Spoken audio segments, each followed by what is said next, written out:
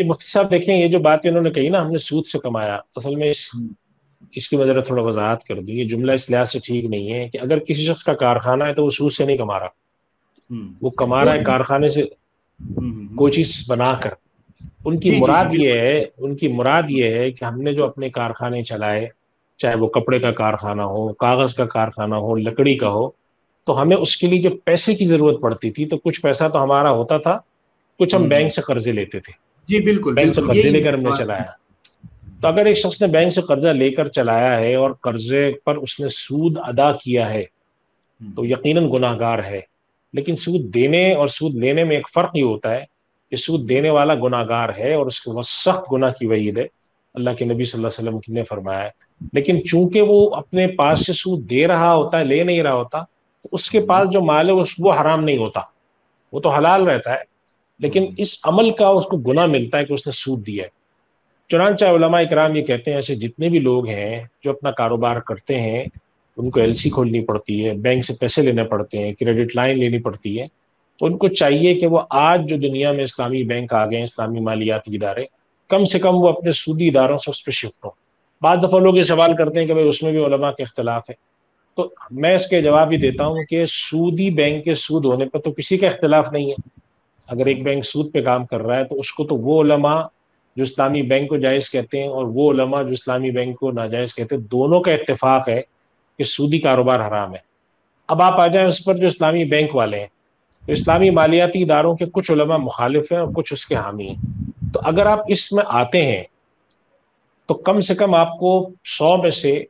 50 علماء ایسے ملتے ہیں جو کہتے ہیں کہ نہیں یہ صحیح ہے، 50 کہتے ہیں کہ صحیح نہیں ہے. لہٰذا میں سمجھتا ہوں کہ ایسے اس میں آنا جس کے اندر 100% حرام کے مقابلے میں، یعنی میری نظر میں تو 100% حلال ہے یہ بھی، لیکن اگر کوئی کہتا ہے کہ اختلاف ہے تو ہم کہتے ہیں چلو کوئی بات نہیں، اختلاف ہے، کم سے کم 10 لوگ اس کو بھی تو صحیح کہہ رہے ہیں، اس کو تو کوئی بھی صحیح نہیں کہتا. تو ایک تو یہ کام شروع کریں. اس سے کیا ہوگا کہ جسے ہم کہتے ہیں ٹرانسفارمیشن کہہ لیں یا گریجول کنورژن کہہ لیں، آہستہ آہستہ اپنی پالیسی یہ بنائیں کہ ہم سود پر کام کرنے کے بجائے اسلامی طریقے سے کام کریں گے. اور ایک دن میں یہ نہیں ہو سکے گا، اس لیے کہ کاروبار جتنے بھی ہوتے ہیں وہ عام طور پر ان میں فیصلے میں وقت لگتا ہے، آہستہ آہستہ ٹرانسفر ہوتے ہیں. آج اگر وہ نیت کر لیں 5 سال بعد، میں ایسے لوگوں کو جانتا ہوں جب اسلامی بینکاری شروع ہوئی تھی 2003-4 میں، اس وقت انہوں نے فیصلہ کیا کہ ہم اس کو کنورٹ کریں گے. اور اس وقت جب ان سے کہا گیا کہ آپ کو کنورٹ کرنے میں 10 سال لگیں گے تو اس وقت سوچتے تھے کہ 10 سال تو بہت ٹائم ہے، لیکن دیکھتے ہی دیکھتے 10 سال گزر گئے. 2003 میں جس نے کام شروع کیا 2013 تک وہ اپنا پورا کنورٹ کر چکا تھا. آج اگر ہم 2022 میں شروع کریں، ہو سکتا ہے 2026 تک ہم بھی کنورٹ کر لیں. تو اس طرح سے شروع کرنے میں ایک فائدہ یہ ہوگا کہ ان کے کاروبار بھی خراب نہیں ہوں گے، کاروبار بھی متاثر نہیں ہوں گے. اور اس کا دوسرا فائدہ یہ ہوتا ہے کہ جب آپ اسلامی مالیاتی اداروں کے ساتھ مل کے کام کرتے ہیں، یہ کاروباری ادارے بھی بڑے ہوتے ہیں. اور یہ بات آپ جانتے ہیں کہ بہت سارے کام اس وقت تک نہیں ہو سکتے کہ جب تک کام کرنے والے کا خاص بڑا سائز نہ ہو. آج اسلامی بینک، اسلامی مالیاتی ادارے بہت سارے کام اس لیے نہیں کر پاتے کہ ان کا جو حجم ہے کاروباری، جسے ہم کرٹیکل ماس کہہ لیں یا جسے ہم کہتے ہیں کہ معتد بھی مقدار، وہ بھی کم ہے.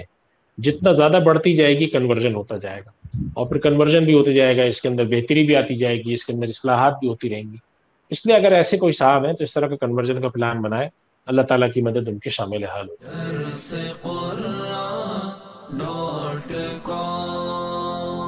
www.darsequran.com